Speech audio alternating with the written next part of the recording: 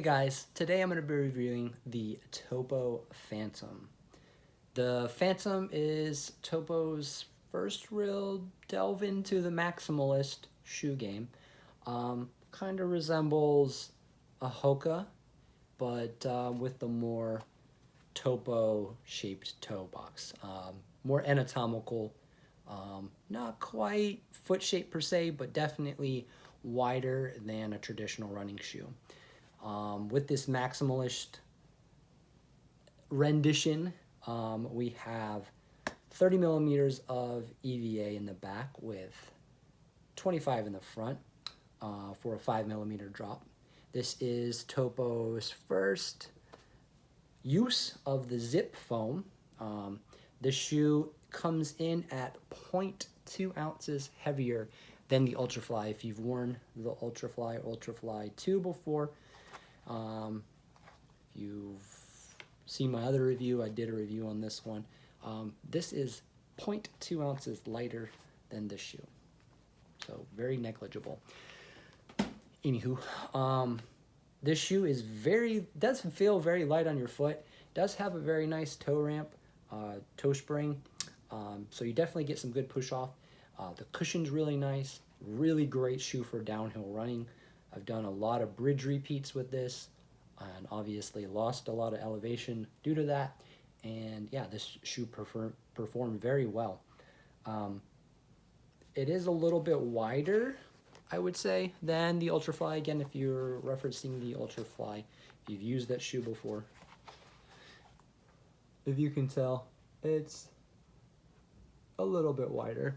And what Topo said about going wider with the base of the shoe is the more stack height you have, the wider the base needs to be in order to keep the foot still in that neutral position and actually give it enough room and ability to splay. So that's why you're getting a little bit of the wider heel, wider waist, and wider forefoot.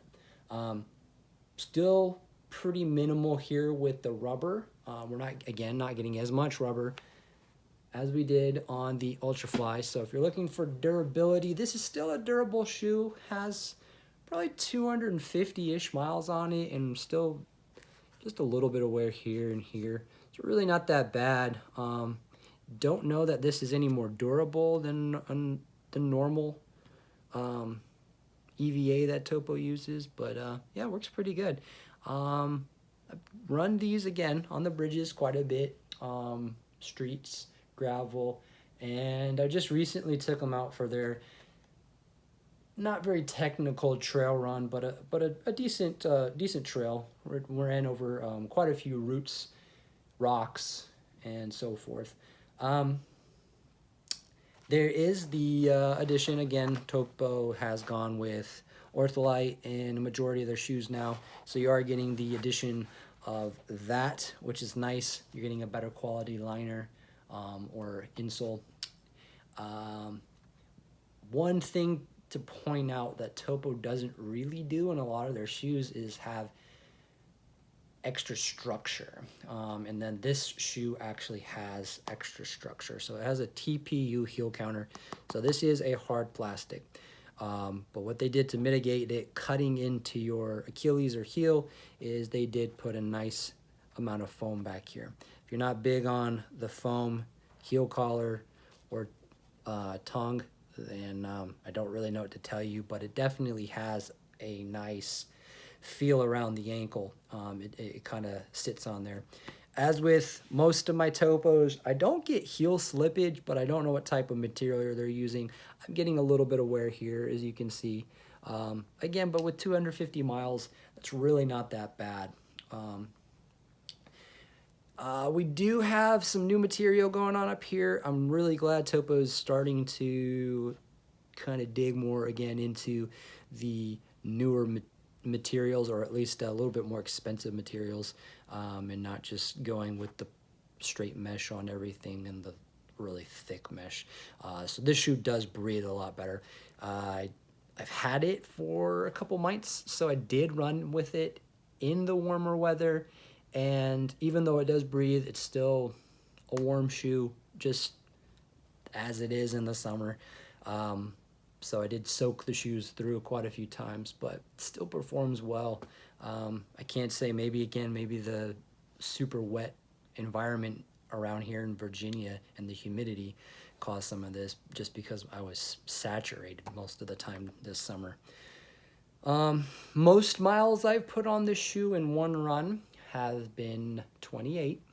Have not run an actual marathon race in them yet, but I have run in them. Quite far, obviously.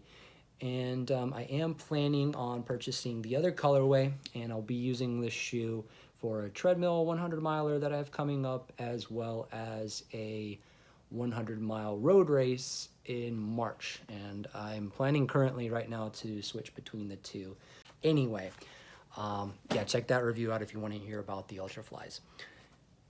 So all in all, this shoe, again, it might be on the heavy side for you, but with that amount of cushion and speed and function, you're still getting a snappy feeling without a lot of firmness, which is kind of nice. It's worth a shoe to check out. Worth checking out for sure. Definitely more underfoot than the Flylight. If you're looking for a more minimal but still not zero drop, go with the Flylight. If you're looking for something with a little more cushion, not a lot of structure, the Phantom's really the way to go right now. Getting that Hoka feel with that Ultra toe box. What else more can I say? Hope you guys liked the review. Got another couple videos coming up. Hopefully I'll be able to push them out soon. This one's been a long time coming, and I apologize. Anyway, one of my new favorite shoes